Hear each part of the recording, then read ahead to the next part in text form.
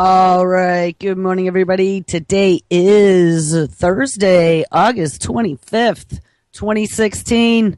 And this is Before the First Cup with Jules here on UCY.TV.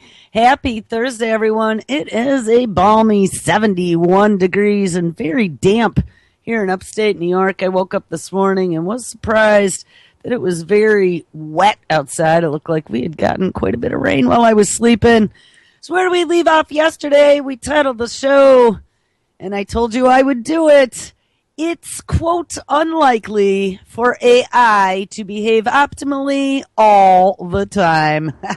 And that was a quote out of a story we were reading about artificial intelligence and Google and Oxford University putting in a kill switch to be able to stop autonomous robots from killing us all. If that ever happens in the future, we found out not very much from that story that they were planning on it, but that they hadn't figured out how to make the big red button yet. I had mentioned maybe the off switch would be a good one, but they hadn't really given any type of specifics as to how they were going to plan the kill switch. We also looked at some other robots. We had the U.S. Air Force.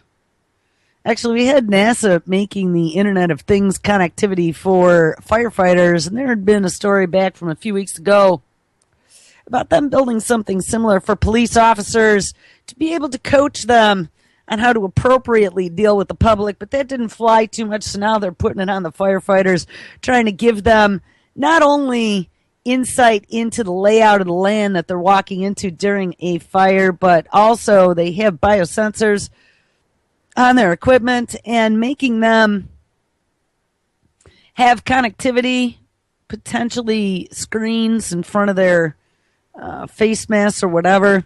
It's a pretty interesting idea. I think it might help the firefighters, but then again, connecting everything to the Internet of Things is not the direction that we want to go. I mean, yeah, if it'll save lives and be non-intrusive, I might be for all that, but I still think that connectivity is destroying us as a society as a whole. And one of the things, speaking of connectivity, so we ended the show here yesterday, and I really wasn't going to do a whole show on this, but then I started digging into it, and I'm like, oh, maybe we have to. We ended the show with a story titled, "The U.S. Air Force Plans to Plasma Bomb the Sky to Improve Global Radio Reception." We only read through a couple paragraphs of that, so let's start there, because I guess there is quite a history with these little CubeSats and dumping them into the atmosphere. I had remembered reading a story back a year or so ago. I thought it was Facebook, but I couldn't find that story. I'll have to go through my show titles. There's got to be close to 400 show titles now, but I know I mentioned in the show title for the story we cover, but I did find Google, so we're going to take a look at this. Anyway, the U.S. Air Force plans to plasma bomb the sky to improve global radio reception, and it is so crazy it might just work, and that is their subtitle. The U.S. Air Force is planning to drop plasma bombs of charged particles into the upper atmosphere, and all in the name of boosting radio reception down on Earth. Now, we all know that there is a project called HARP, and that is not a conspiracy theory. It is in Alaska, at whatever they call it, the University of Alaska, and it was being run in its last days before they rebooted it and handed over administration to the university. In its last days, DARPA had signed up to do a few experiments up there, and then they quote-unquote shut it down. And then we find out, oh no, DARPA's running it now for a little bit, and they're going to be doing some sort of classified experiments. And when they're done, no, it won't be over like we told you it was going to be. We're going to hand it to the University of Alaska, and that's what they did. But for years, they had been doing this oral research of pumping low frequency, because that's what I had always read it was, low frequency, but who knows? Who knows what those antennas could do up there? It was a very large array of antennas. They were pumping frequencies into the atmosphere to be able to do who knows what. Now, I had heard a couple interviews over the last month or so that gave me some tip-offs as to what potentially is going on up there. I found out there was one interview that was from Tim Kelly's show, I believe, that was talking about back in the days of not only Operation Paperclip, but the Manhattan Project. And as part of the Manhattan Project, they had been experimenting with the atmosphere. They were experimenting with being able to direct particles in the atmosphere. And their first experiments, being with GE and being with the Manhattan Project, were radionuclides. Now, interestingly enough, thinking that GE is also really big in the reactor market, and hey, the GE reactor that melted down in Fukushima, the big one. It was reactor number 3. I think actually it was the one that blew up like a nuclear bomb. That was a GE reactor. So, I don't know. Color me silly that I see any type of even dotted lines between them. But it just seemed pretty interesting. So anyway, HAARP is not a conspiracy theory. HAARP has been up there for a very long time. So it is not too much of a stretch of the imagination to take a look now at these CubeSats. The U.S. Air Force is planning to drop plasma bombs of charged particles into the upper atmosphere, all in the name of boosting radio reception down here on Earth. Wink. Small satellites called CubeSats, measuring just a few centimeters cubed, would be used for the project, and researchers in 3 separate teams are now figuring out how to get it done. The biggest challenge is going to be fitting plasma generators onto small orbiting CubeSats and then controlling how the plasma is dispersed. Now, on the ground, you might have something like a wide array of antennas to do that. I don't know. Again, color me silly. Especially when we look at, we have this coming of the drones from all the big tech manufacturers, Amazon, including Walmart even. And they are determining how they're going to do air traffic control for these swarms of drones that are coming in our future. And we discovered that Verizon and NASA are the 2 crown jewels that are going to be working together on this. But there are 35 other, and this was probably as of 6 months ago, there might even be more now, 35 other tech and shopping companies that all want to work together, including Amazon, to be able to do air traffic control for drones. Well, you know, they own the ground for logistics. Now they're going to own the middle atmosphere for logistics. We have the FAA that owns the upper areas of the atmosphere for not only airplanes and other air traffic, but then we have NASA and the FAA owning the upper levels of the atmosphere. We found out just recently that it was the FAA who approved a private company to be able to go up to the moon, and I believe this is starting in 2017, to be able to go up onto the moon and be the very first private company to begin mining the moon for precious natural resources. Now, first of all, whoever told us that the moon was ours to take at will and take the riches for a private company? Don't we all own the moon? I would think, being a citizen of Earth, that we should all potentially own 1/7 billionth 1/7 billionth of the moon, because we really should. But no, the FAA somehow has dubbed themselves the owners of the moon and has given permission to a private company to land and exploit its resources. I found it. It's a Scientific American from August 3rd. Private company cleared for moon landing in 2017. Government approves robot mission for Moon Express, which wants to mine our satellite. For the first time ever, a private company has permission to land on the moon, and the U.S. government has officially approved the planned 2017 robotic lunar landing of California-based Moon Express, which aims to fly commercial missions to the moon's nearest neighbor, to the Earth's nearest neighbor, and help exploit its resources, the company representatives announced today, August 3rd.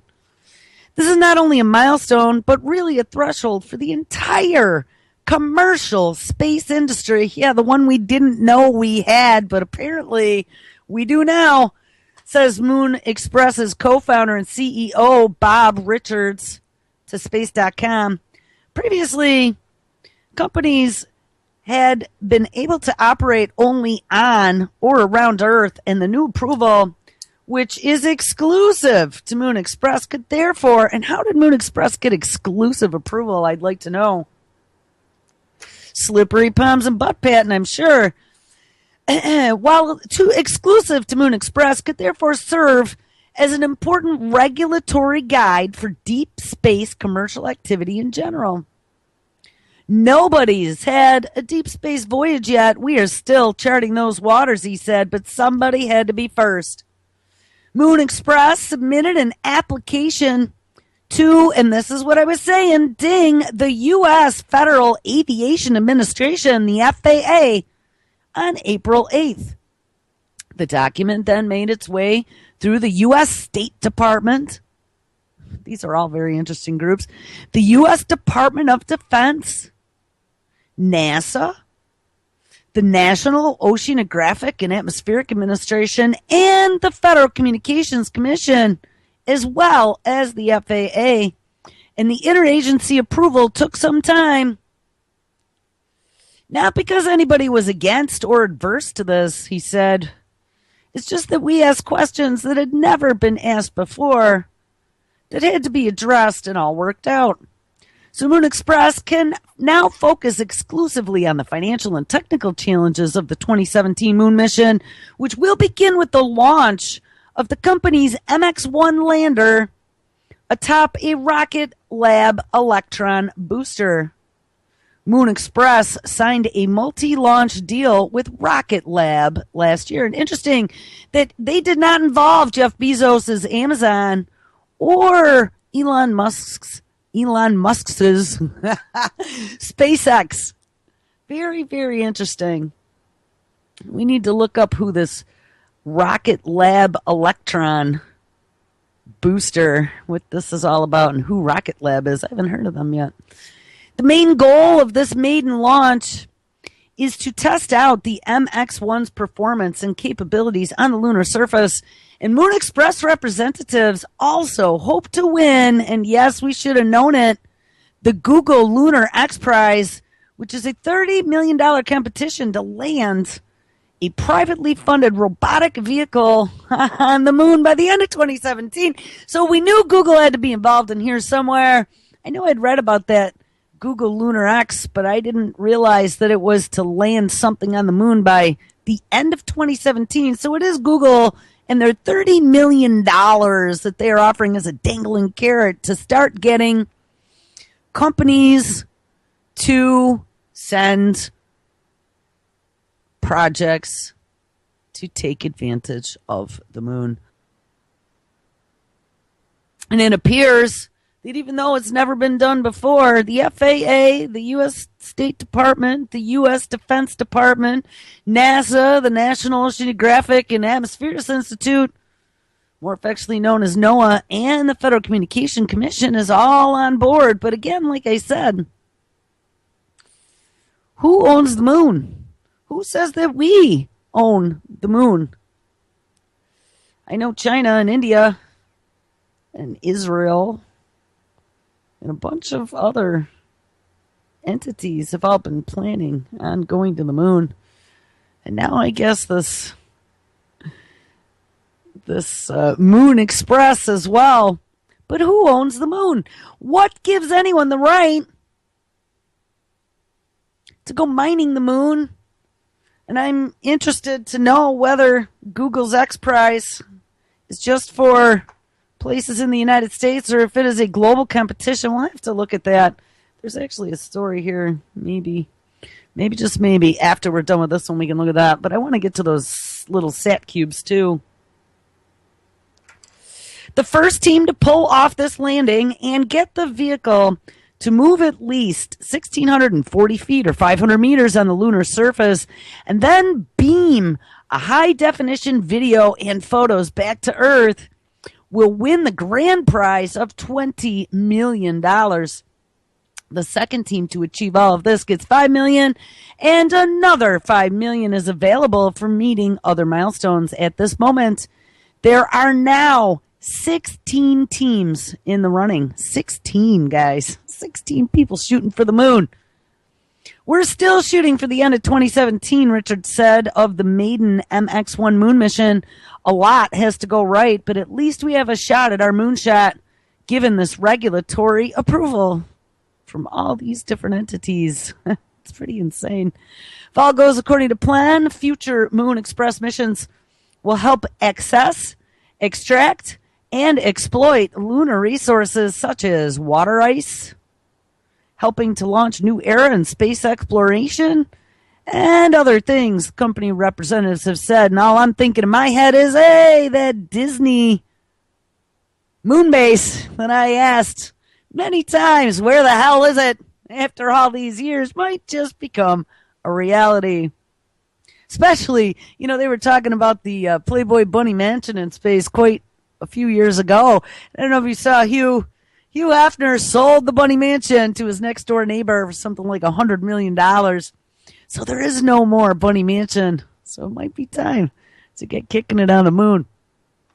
Space travel is our only path forward to ensure our survival. Yeah, after we fuck this planet up so bad and we're getting ready to launch the biological apocalypse, we better be getting off this rock quick. Remember, I told you, that is the end plan, and it's not for us. Oh, no, you might be one of the people picked to go on the very first Mars mission when we don't know what's up there, and it's going to screw up your bodily proportions because of their messed up gravity, and you'll never be able to return. And there might even be brain-eating amoebas. We don't quite know yet.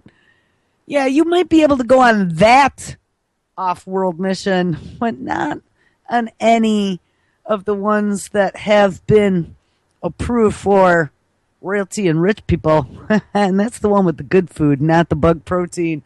Anyway, space travel is our only path forward to ensure our survival and to create a limitless future for our children, says Moon Express co-founder and chairman Naveen Jain in a statement today. And in the intermediate future, we envision bringing precious resources, metals, and moon rocks back to Earth.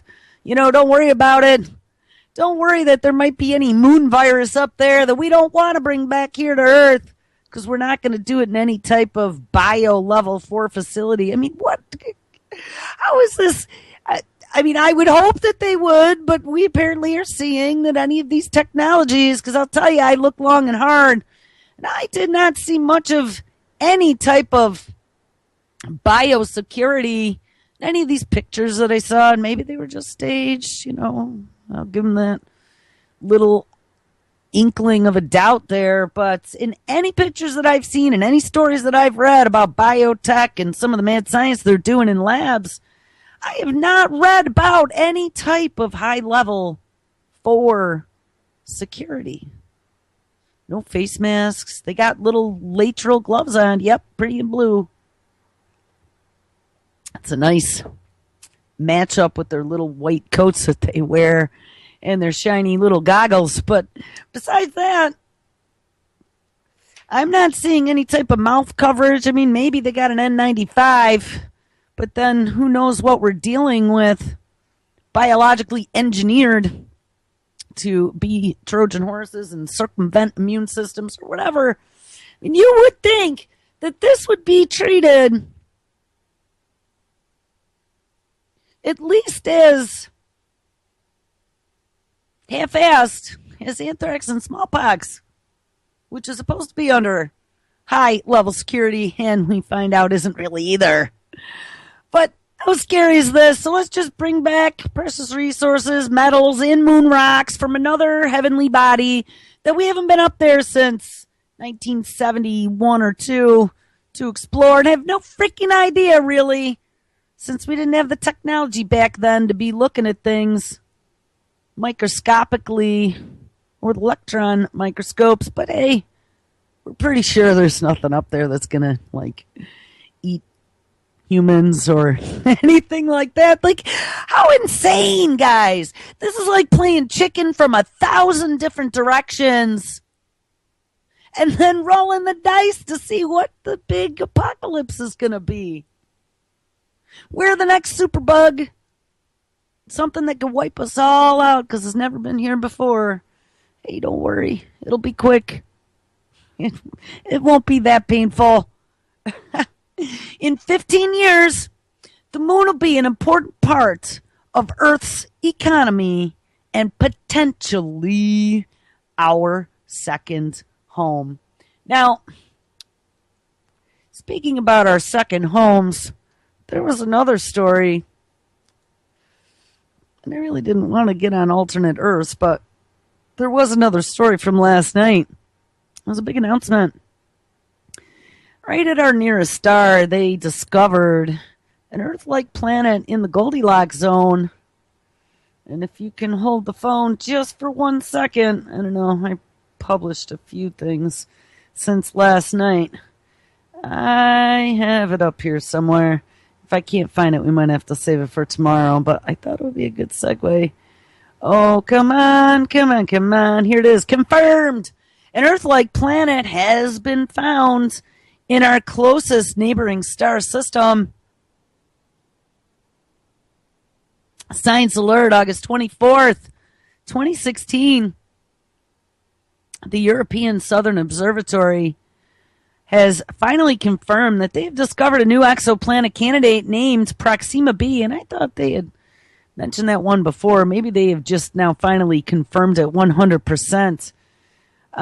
Inside of the habitable zone of Proxima Centauri, which is a red dwarf. So this is gigantic news because it means that there is an Earth-like planet that could lie just 4.2 light years away from us. 4.2 light years, hey. And it has the potential to support life. Further research is needed to confirm the characteristics of its atmosphere and the possibility of liquid water on its surface. But the team already has plans on how to get us there. Hey, hey, hey. Many exoplanets have been found, and many more will be found, but searching for the closest potential Earth analog and succeeding has been the experience of a lifetime for all of us, says team member Guillaume Elegant-Ischout from Queen Mary University in London. Named Proxima b, the exoplanet candidate orbits Proxima Centauri, a red dwarf that lies within the Alpha Centauri system in the constellation Centaurus, and it is the closest star system to Earth, making Proxima b the closest Earth-like exoplanet ever found. This is really exciting because the proximity can't get any better, says one of the team, Michael Endel from the University of Texas at Austin. This team, which includes researchers from the ESO and a program called the Pale Red Dot Campaign, was able to find the new planet candidate by observing Proxima Centauri in the first half of 2016 and comparing their data with previous observations from the past 16 years collected by telescopes all over the world.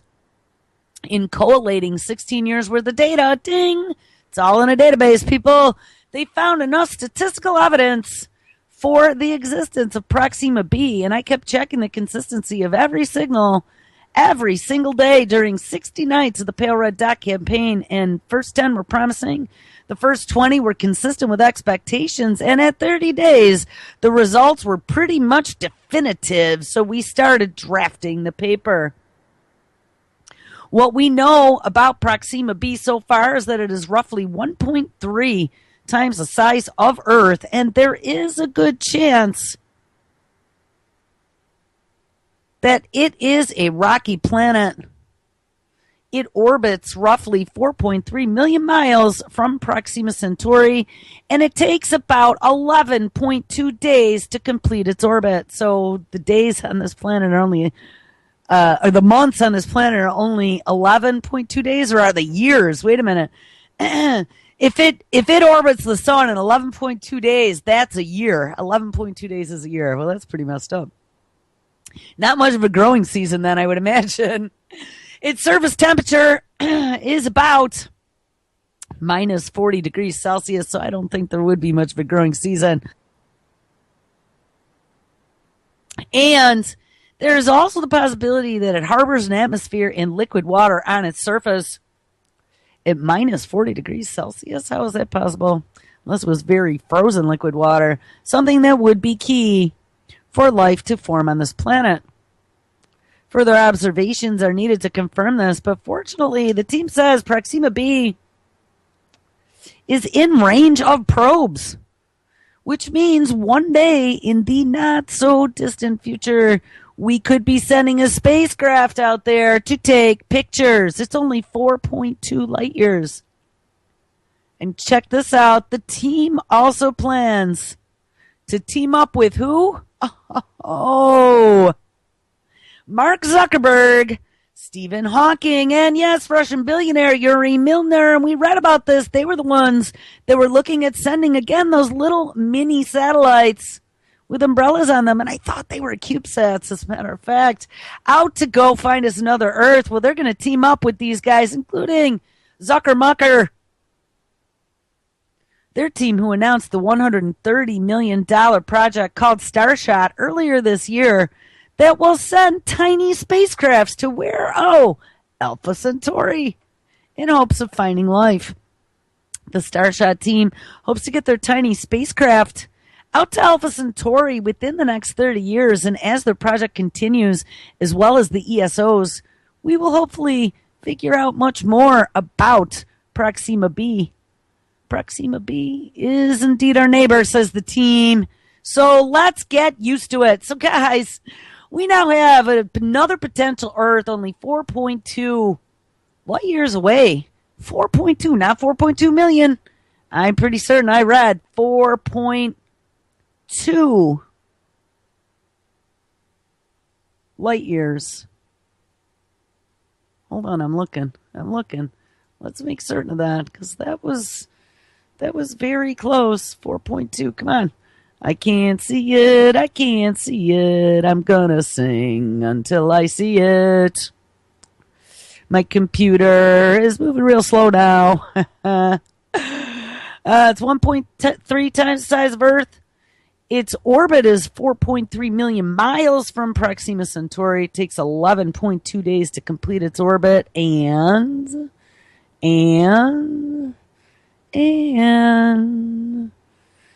I'm pretty sure it said, I can't see it. Hold on, guys. Hold on. We're gonna do a search. Light years.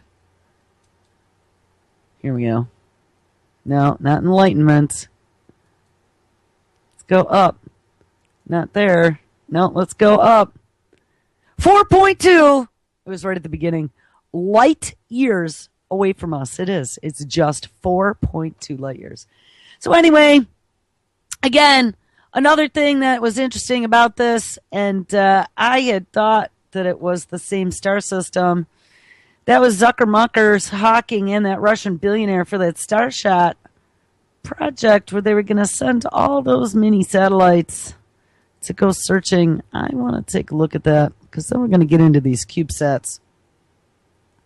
These CubeSats that apparently they have been spewing into our atmosphere, upper atmosphere, for a very long time.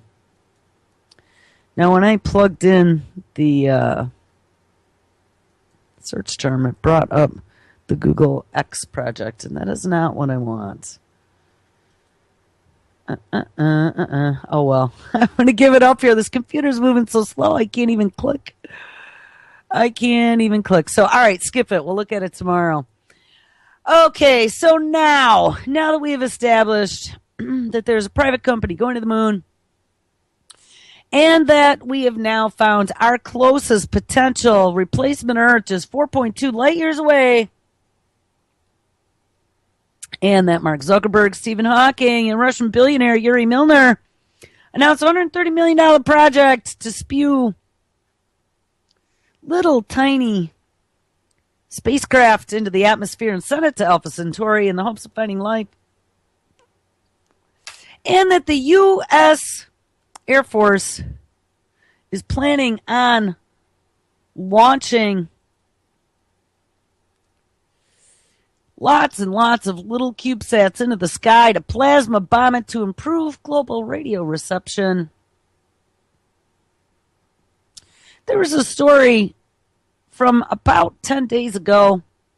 Scientists are launching, this isn't the Air Force, these are scientists now. Scientists are launching from August 17th, 2016, 50 mini satellites to study our atmosphere's outermost layer. One part of our atmosphere that we know very little about. An international team of scientists is getting ready to launch 50 mini satellites called CubeSats again into our Earth's thermosphere, the outermost layer of our atmosphere that we know relatively little about. Finding out more about the thermosphere, which is situated between 200 and 380 kilometers above the Earth's surface, is crucial because we rely on it to protect us from the harsh conditions of space. Yeah, like radiation and such, I'm sure. And here's something else that's interesting, guys. There are bacteria that they have discovered in some of these upper layers of our atmosphere that have never before been seen. They really make you wonder. Some of these recent research missions that they've done with balloons collecting samples, they've done those very high altitude balloons that were collecting samples and recording sounds and stuff. They've been finding some really crazy stuff already. So now let's just go all balls out and everybody start launching mini satellites to do who the hell knows what up there and bring shit back down to Earth. Hey, what do you got to lose? Who are you going to blame? I don't know. Something crazy gets out, man. Blame it on the private space company that we sent up to the moon, sending back rocks and stuff. I mean, how insane is this? Instead of sending the 50 mini satellites up into the thermosphere from Earth, they will be launched from the International Space Station. And their job will be to feed back data on how our outer atmosphere functions. Now, we apparently have already sent men to the moon. But you mean to tell me we didn't study our outer atmosphere at all? We've had the space shuttle and the International Space Station going up there since the 80s. I think that was a space shuttle. Space station maybe since the 90s. I don't remember when that started. But at least space shuttle since the 80s. And we haven't at all done any studying of the outer atmosphere. Maybe we just float around out there and put spiders and plants on the space shuttle. I don't know. For experiments. How could we not have been studying and feeding back data on how the outer atmosphere works all these years? I mean, it's been like 30 years, right? This region of the atmosphere is poorly understood and really hard to measure, and yet it is the interface between our planet and space, says Andrew Dempster, one of a team from the University of New South Wales in Australia, one of our mad science universities, an extension of the U.S. where we do crazy stuff. It is where Much of the ultraviolet and X-ray radiation from the sun collides with Earth and generates auras of potential hazards that can affect our power grids and communications. These 50 CubeSats are a part of an international project called QB50, involving researchers from 28 countries, including Europe, Japan, the US, and Australia. The CubeSats are tiny satellites measuring approximately 10 centimeters on each side. 10 centimeters, guys, that's really tiny. And weighing about a kilogram each. It's an exciting move for Australia in particular, which is one of the only countries without a space agency. The 3 Australian satellites are named UNSW.EC0, Inspire-2W, and SUSAT. UNSW-EC0 will study atomic composition of the thermosphere, while Inspire 2, which is a joint project between the University of Sydney, the University of New South Wales, and the Australia National University, will measure the electron temperature and the density of plasma in the region. Well, don't worry about that, because the U.S. Air Force will screw those readings up by plasma bombing the atmosphere. What the hell? Yeah, I wonder if they're going to figure out how much plasma ends up in the upper thermosphere after they plasma bomb the lower atmosphere to improve radio reception. And the satellites will operate for 3 to 9 months, which may last up to a year, orbiting in this little studied region of space before their orbits decay and they re-enter the atmosphere and burn up like little projectiles. I added the projectile part. The researchers are excited about the potential data collected by the 50 satellites, and the best part is that CubeSats are a lot cheaper to launch than large satellites, which mean that you get more data for your money. If you put one very expensive large satellite up, you'll get one data set, and it will be it. And it'll cost you an awful lot of money. But if you have 50 satellites, you get 50 data sets that hasn't cost you much money at all.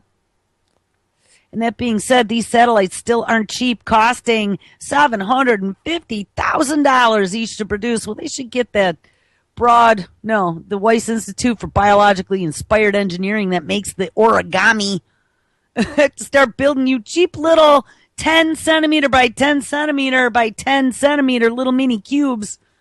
And the actual launch date is scheduled for December 2016.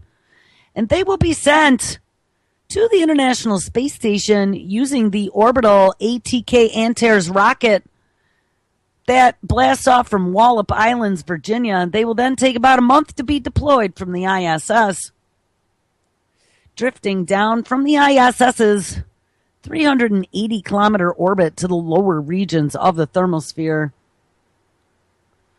Bring it on in January, because we are excited to see what these mini satellites can find. Now, can you imagine? We'll have to dig up that story about some of the strange bacteria and stuff that they were finding up there. Could you imagine if they found like space microbes? I mean, we've potentially postulated, if anyone's ever seen the Tether incident on YouTube, and I believe that was a space shuttle mission. Space shuttle would be STS in the title. But if you search STS and then you search Tether incident, you will see what I am talking about. It was a project to see if they could send rockets up to space, low Earth orbit, utilizing a highly charged tether, whether it be a wire or some sort of nanocarbon material. I don't know what the tether was made out of, but it was highly electrified. They were going to use it like a space elevator. And they were doing this experiment, and the tether broke while it was highly electrified. They had the space shuttle's cameras aimed on it in space. and you see this electrified broken tether out in space, and then you start to see, first of all, you start to question what you're looking at, whether you're looking at outer space or whether you're looking at a microscope under a petri dish with maybe some liquid and some creatures in there.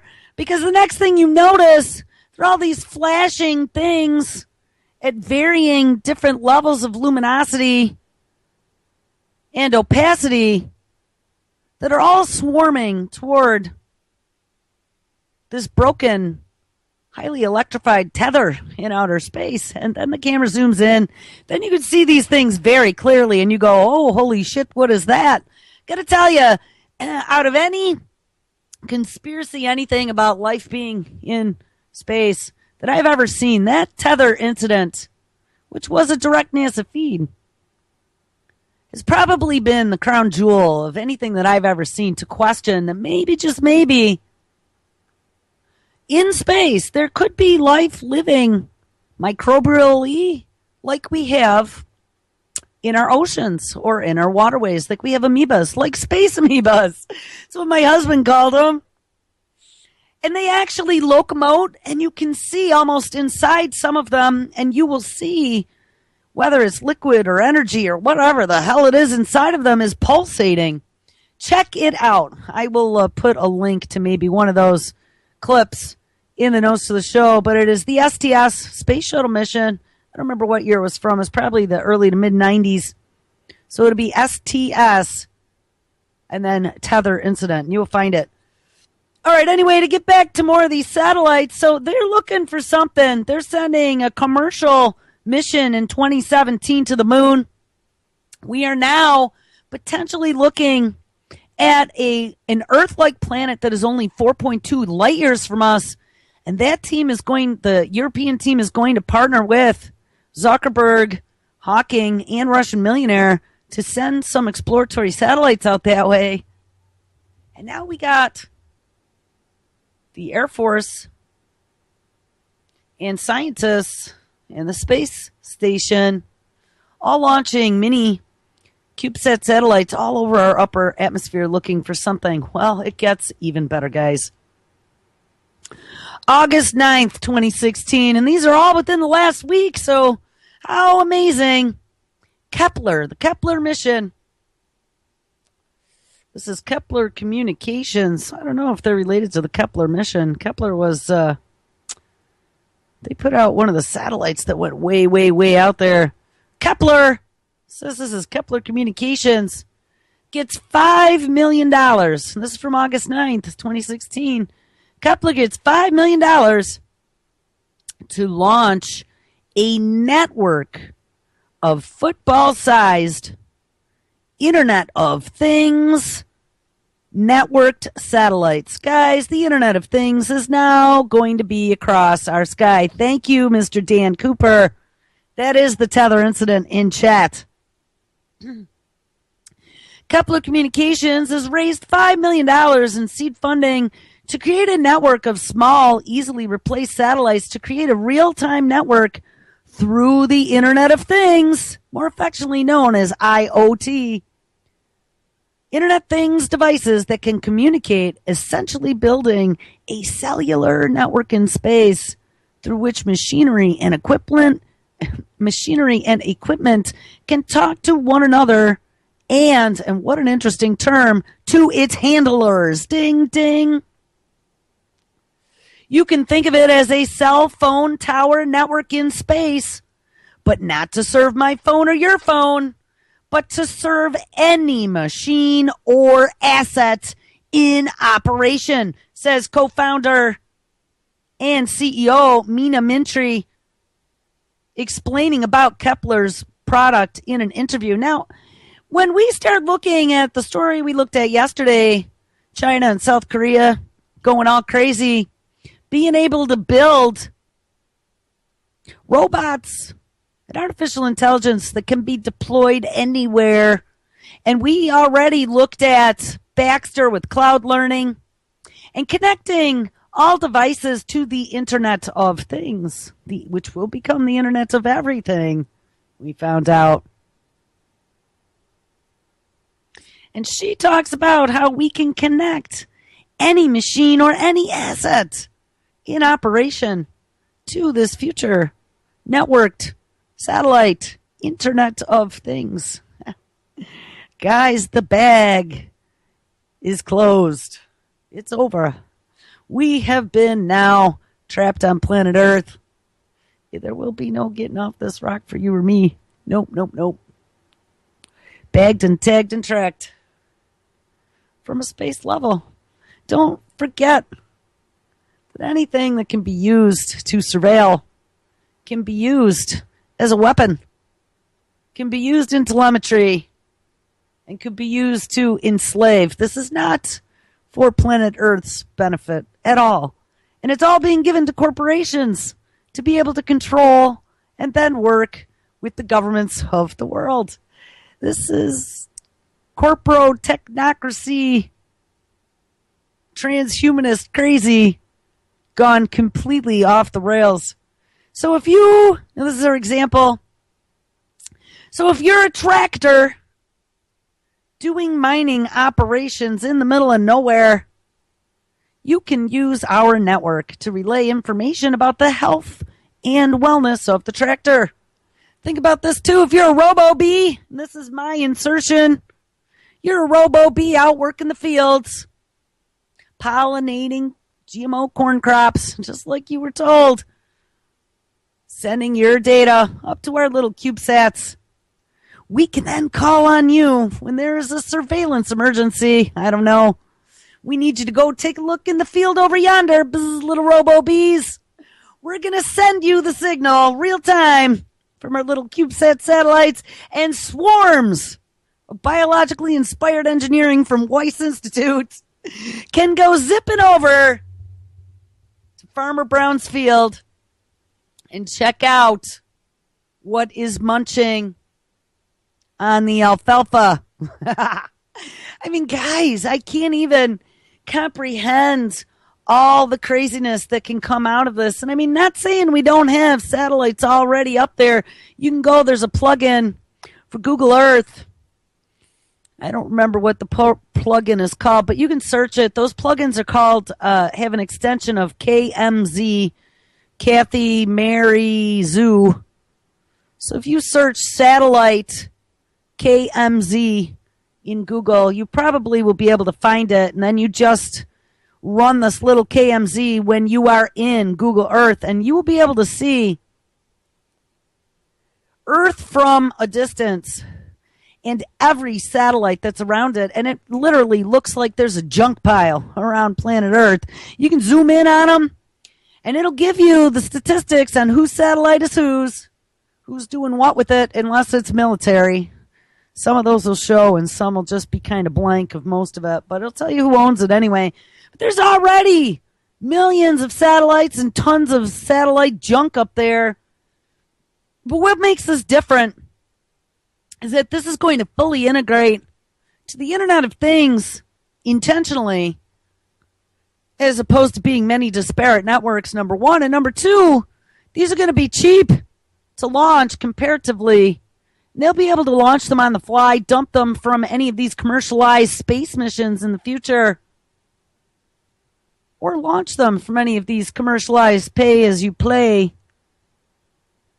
rocket launches that are going on by places like SpaceX and Jeff Bezos.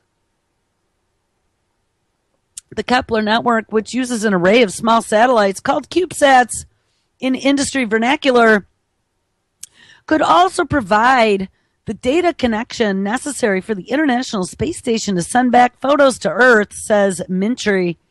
Basically, Kepler hopes to handle any type of communication where it would be difficult to speak to connected machinery and devices using traditional terrestrial cellular networks. You know, I really want to look into this Kepler Communications and see who funded them and who they are related to. And I keep seeing someone in chat mentioning the Gremlins.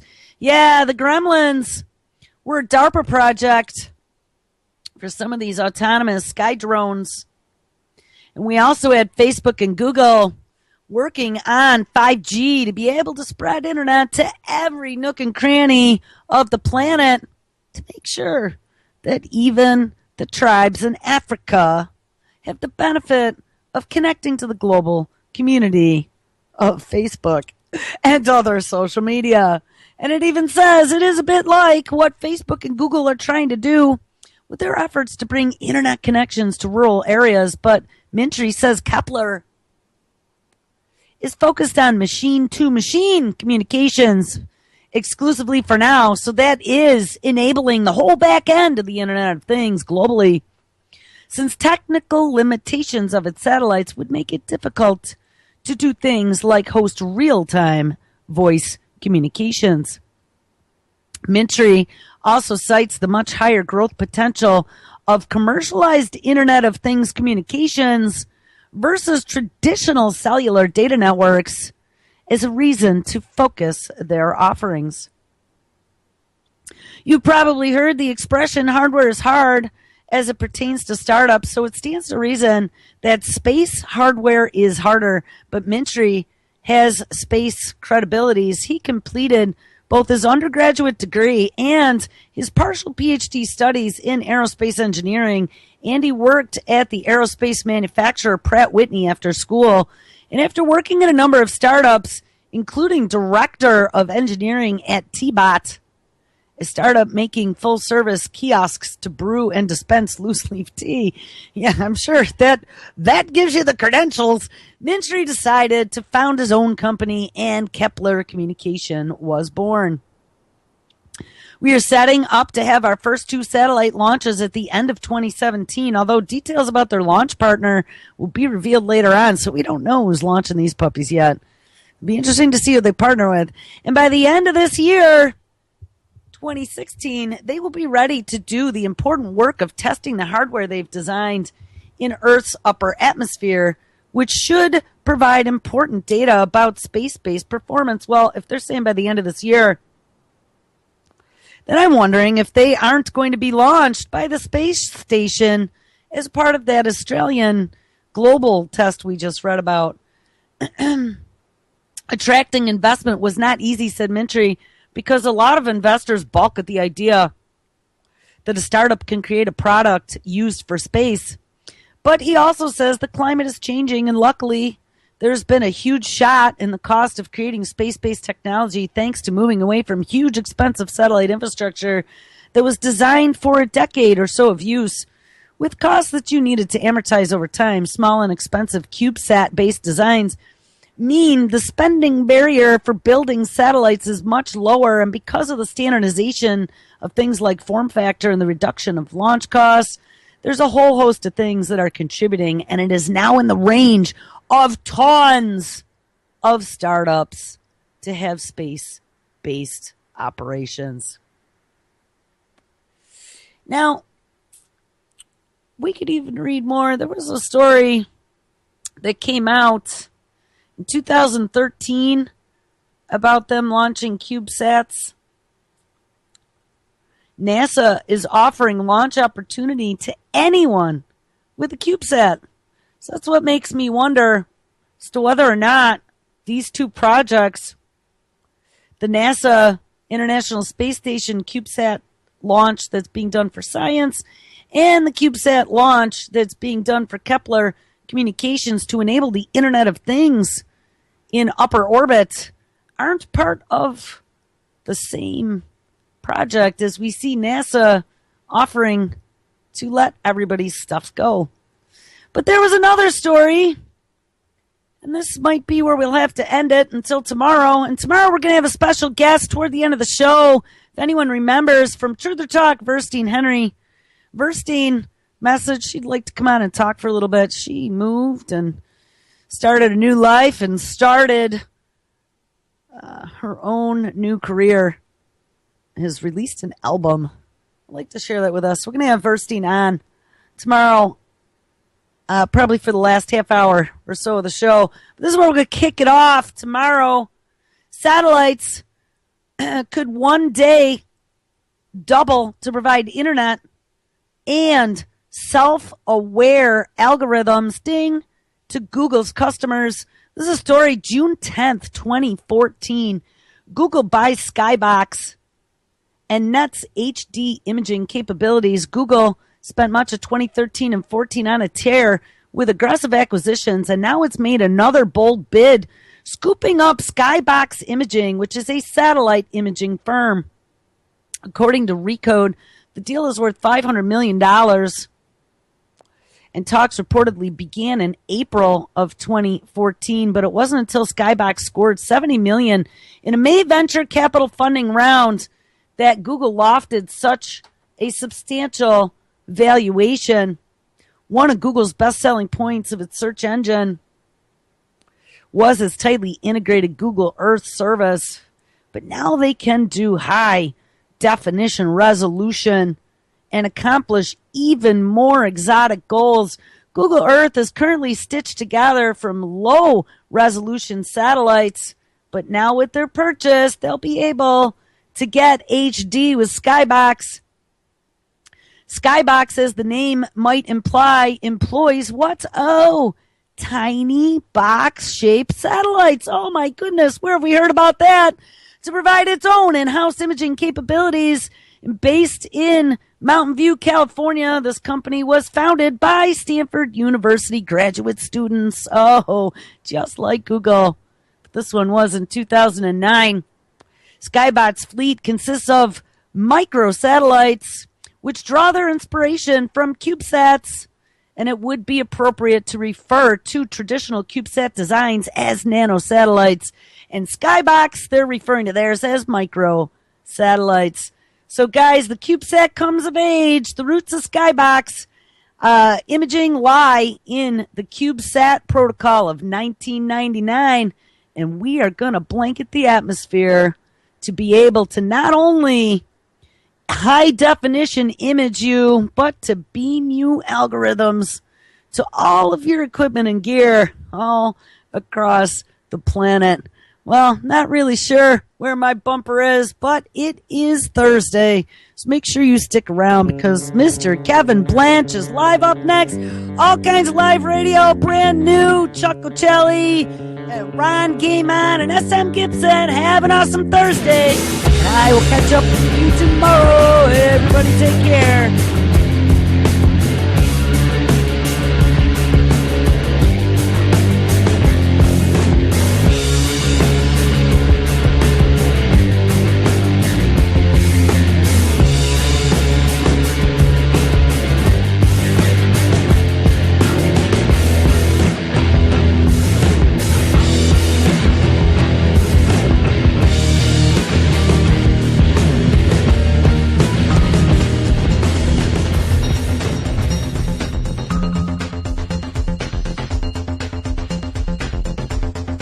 This is Ozzy Skateboard and EV.